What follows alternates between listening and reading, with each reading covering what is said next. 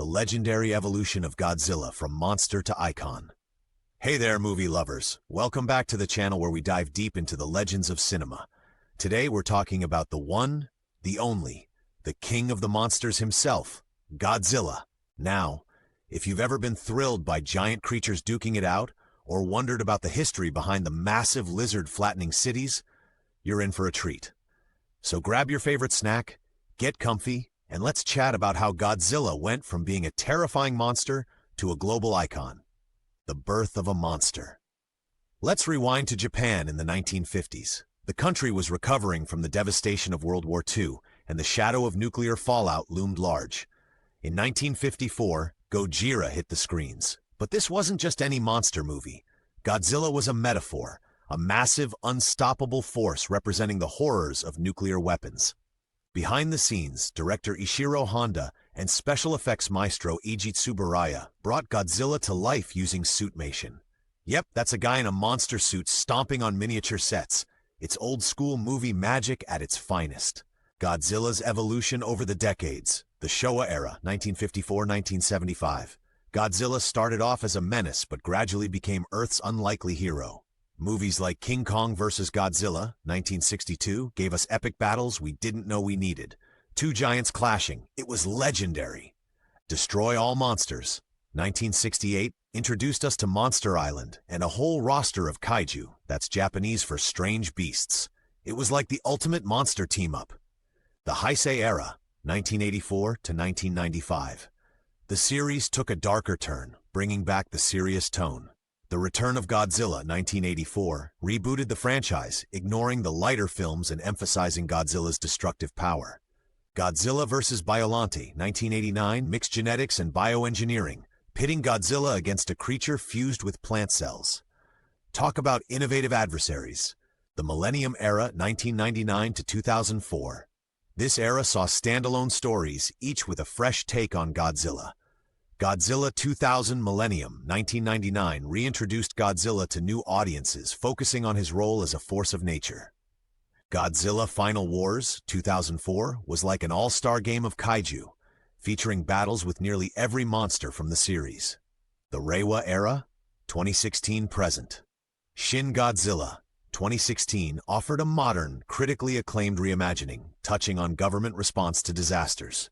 Netflix's animated films explored futuristic settings and introduced new elements to the Godzilla lore. Godzilla in the West. Godzilla made his way to Western audiences through re-edited versions of the original films. The 1998 Hollywood Godzilla by Roland Emmerich presented a different take. Let's just say it sparked some spirited discussions among fans. Then came Legendary Pictures' Monsterverse.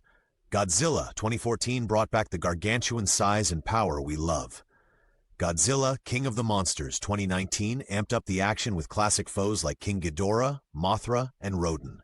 Godzilla vs. Kong 2021 delivered the epic showdown, blending spectacular visuals with blockbuster thrills. These films bridged cultures, blending Eastern origins with Western filmmaking, making Godzilla a global phenomenon. The monster's symbolism. Godzilla isn't just about smashing cities, he's packed with symbolism. Initially, he embodied nuclear destruction, a living reminder of atomic horror. Environmental themes emerged, portraying Godzilla as nature's wrath against human recklessness. Social and political commentary played a role too. Shin Godzilla critiqued bureaucratic inefficiency, mirroring real-life events, iconic adversaries and allies. Godzilla's list of foes and friends is as legendary as he is. King Ghidorah, the three-headed space dragon, a formidable adversary, often an ally, this giant moth adds a mystical element to the series. Rodan, a massive pteranodon bringing aerial battles into the mix. These epic showdowns and alliances expanded the universe, keeping the stories fresh and exciting. Behind the scenes. The evolution of special effects is a story of its own. From suitmation and miniature sets to cutting-edge CGI, each era pushed the boundaries. Actors like Haruo Nakajima, who portrayed Godzilla for years, gave the monster personality and life. Filmmakers overcame challenges with creativity, turning limitations into iconic cinematic moments. Godzilla's cultural footprint. Beyond films, Godzilla is a staple in pop culture. Merchandise, from vintage toys to modern collectibles, there's something for every fan. Video games and comics, these expanded the stories, allowing fans to engage with Godzilla in new ways. Fan communities. Conventions, fan art, and forums buzz with enthusiasm and creativity. Globally, Godzilla's influence is seen in parodies, homages, and references across various media. The future of Godzilla. What's next for the King of the Monsters? New films and projects are always on the horizon, with studios hinting at exciting developments. Godzilla's enduring appeal lies in his adaptability, reflecting contemporary issues while delivering colossal entertainment. We might see new storylines, epic battles, or explorations into his origins. The sky's the limit. From a symbol of nuclear devastation to an enduring cultural icon, Godzilla's journey is nothing short of epic. His evolution mirrors our own societal changes, making him relevant across generations. Thanks for hanging out and chatting about all things Godzilla. It's been a blast sharing this legendary tale. I'd love to hear your thoughts. What's your favorite Godzilla moment or film? Let me know in the comments below. Shout out to all the creators and fans who've kept Godzilla's legacy alive. If you enjoyed this video, give it a thumbs up, share it with fellow fans, and hit that subscribe button for more awesome content. And stay tuned. Next time, we'll be exploring another iconic figure in cinema. Here's a hint. He's known as the Dark Knight.